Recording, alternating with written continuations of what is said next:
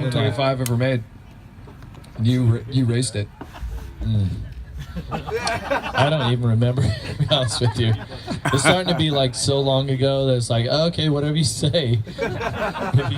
I'm cool with that. Is there a picture of it? Did it actually happen? I don't know. I don't know if we talked about this last time.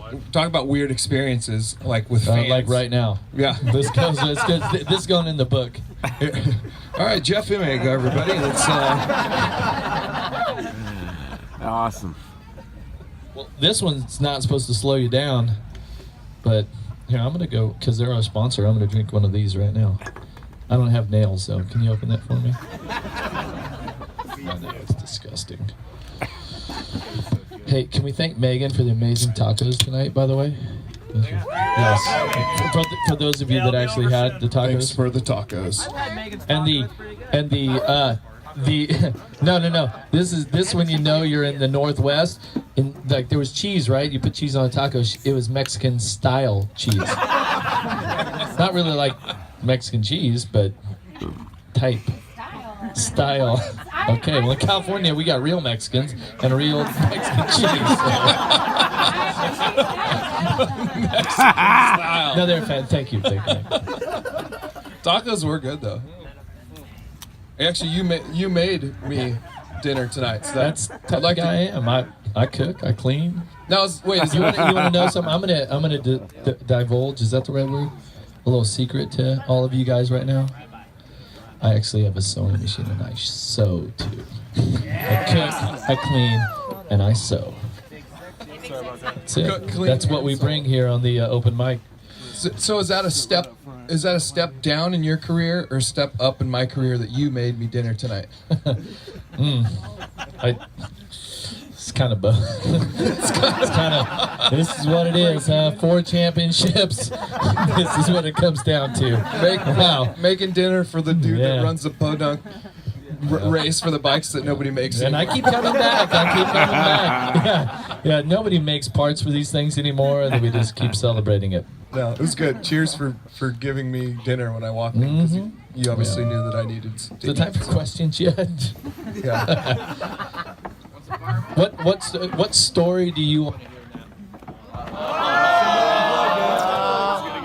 Big surprise. When the lights go down at Washougal.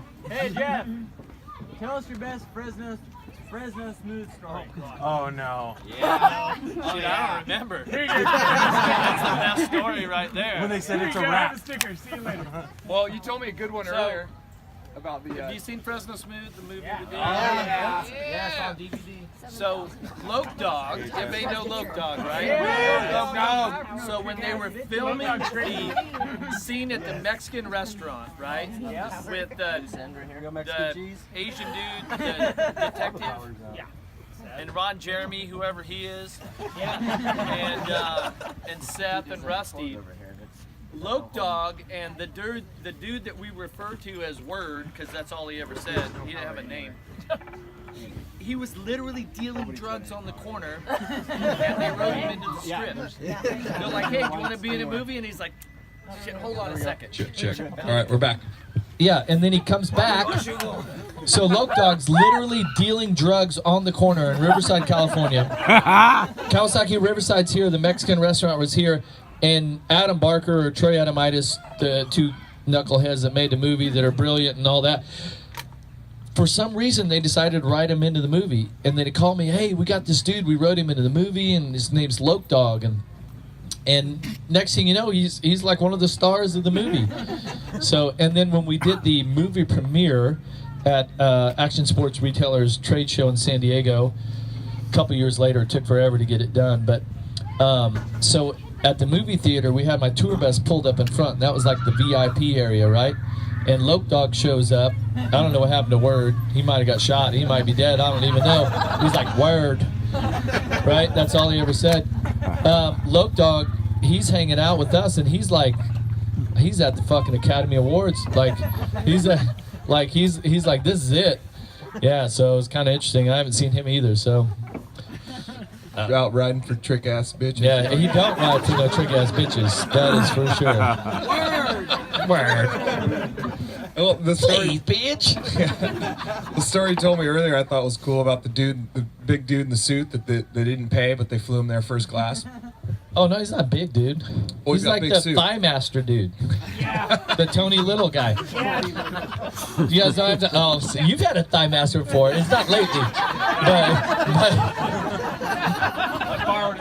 but borrowed it. So Tony Little, they're like, hey, we got Tony Little for one of the skits, one of the scenes. And I'm like, Tony Little, who the fuck is that? And they're like, the dude with the Thigh Master guy and all that. And yeah, the Gazelle, like, I don't know, he's probably a billionaire right now. we're trying to poke fun at him. But he was like, you don't have to pay me.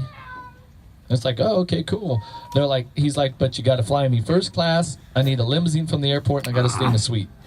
So it's like, don't spend, like, I don't want to keep any of the money. I just want to appear like I'm first class. And so the boardroom scene, Tony Little, that guy, on or off camera, like whether it's like, okay, roll camera or cut, he was the same way. And you're like, dude, we're not on camera. The camera's not rolling. And he's just wide open. Like, I don't know how much synthetic, like, uppers and stuff he's taking. Like, I don't know what sort of, you know, like weight loss pills he was on, but he was just jamming the whole time. And then you got Tony Hawk and Tony Little, right? No, Tony. Yeah, I forgot Tony Hawk was in that Tony Alva. Sorry, Tony Hawk and Tony Alva, which are like Tony Alva, like basically started skating, right?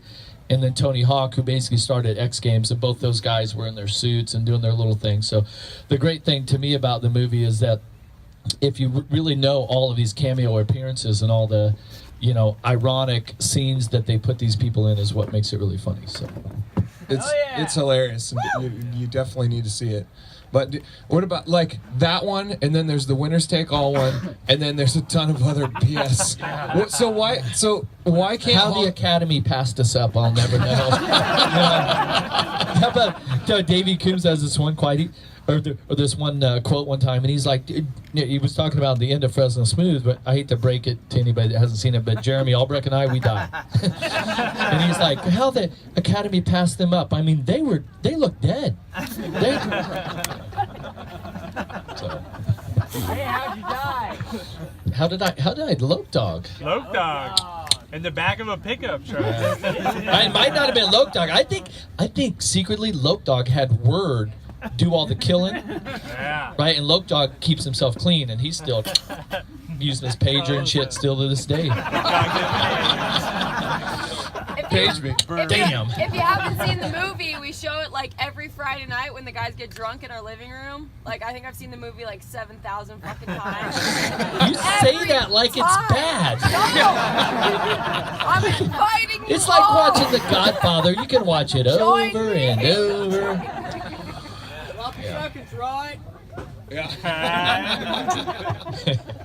Yeah, for some reason I don't know why Hollywood can't figure out a dirt bike movie though.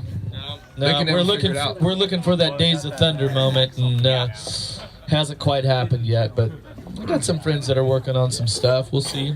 I mean, we're primed for one. Could What be was cool. the last one? Supercross, the movie? Axel. Fuck We yeah. have an Axel one already. What's the Disney one? Axel. Supercross. With the Supercross girls? kid. Motocross. Yeah, I mean, the girls even ride motocross? Like, really? Like, you know, that was Disney. No, it wasn't in a I monkey. mean, really? Wasn't Damn. it a I'm monkey? kidding. I'm serious. I'm thinking of another movie where it was like a monkey or something. I don't know. No, I'm kidding. Yeah, they could never figure it out. That's a joke, ladies. Just like the cooking and cleaning joke earlier. Round two. I admitted I have a sewing machine, so I'm down with feminine. I'm as feminine as a motocrosser gets, okay? Damn.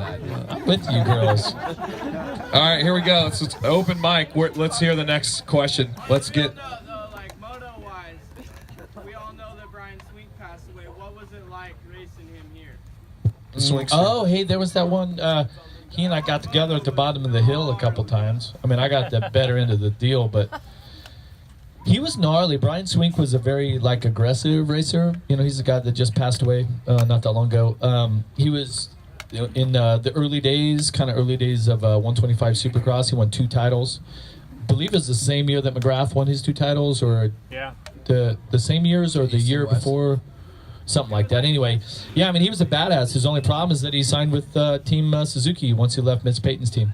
And that's the bottom line, is the decision to go to Suzuki at the time was a bad decision. They were not the team that was, once you got up to the premier class, that it was going to elevate your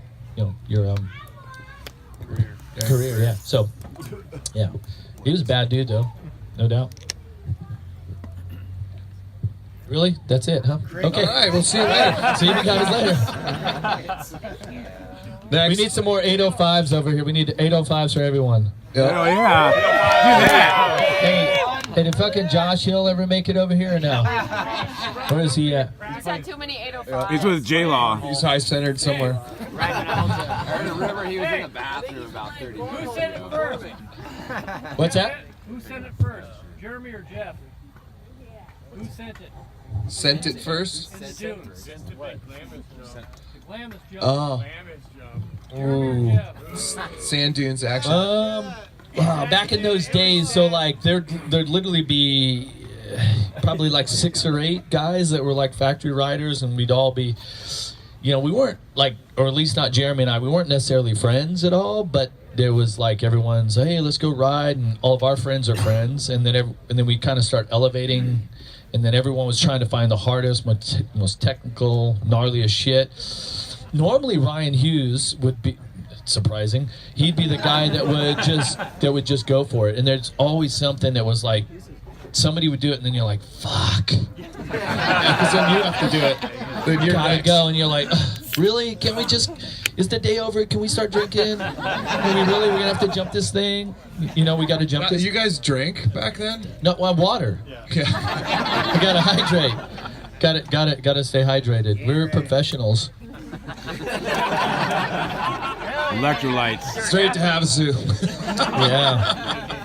You guys want to know about Havasu? Hell yeah. I seriously don't remember a fucking thing. I don't. Everybody's like, dude, it was so much fun. And I'm like, cool. I'm glad we had fun. Like, okay. No, it was what it was. It was fun. Yeah. Yeah, there was no Instagram back then, right? No. Everybody would have went to jail. Somebody else would have went to jail. Besides me. Yeah. How often? Hey, but you guys want to know the kicker of the thing? So I got arrested. I had some marijuana. Yeah, marijuana. The medicinal stuff that people take for like